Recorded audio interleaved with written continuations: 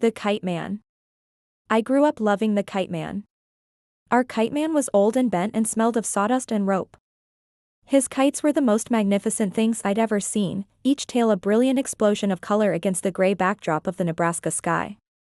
The tails were also our history. The Kite Man's son had served in Korea, so we flew the Korean flag. Another tail bore the green, white and orange of Ireland. A relative of my wife, Mary Beth, had come from there. And one of my favorites was a Mexican serape. The red, yellow and green diamond pattern was familiar to me because of the Mexican folk tales my grandmother used to read to me. My favorite tale was about a tricksy coyote. She had been called Coyote Mujerigo by the villagers after she seduced a donkey, a rooster, a goat, a dog and finally a handsome young man. The coyote was very proud of her conquests, but the men she had seduced weren't. So the next time she went into town, they ganged up on her and gave her a good thrashing. Humiliated and hurt, she ran away and lived out her days in the desert.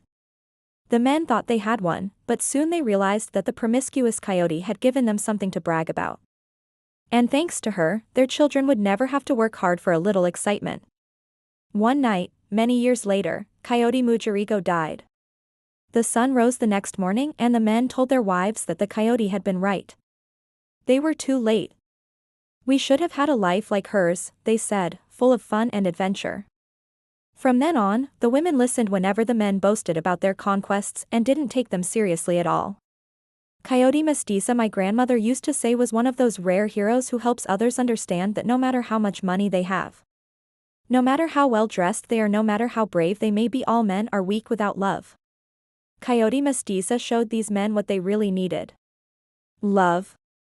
This is a pure love story.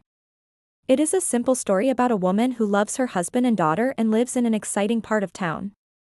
It has nothing to do with violence, politics, or war. Yet if you live in America, this story will seem strange to you. The reason is simple. We do not respect women in America. We think of them as sexual objects. This story shows the opposite point of view. Women are human beings. They can have a deep relationship with their husbands. They don't need a man to complete them. That is why this story disturbed me when I first heard it. I was 17 years old, a boy growing up in an American town. The boys in my school did not consider girls anything more than sex objects.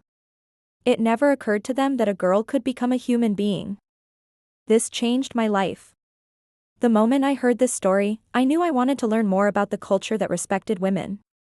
I began taking classes in literature and art.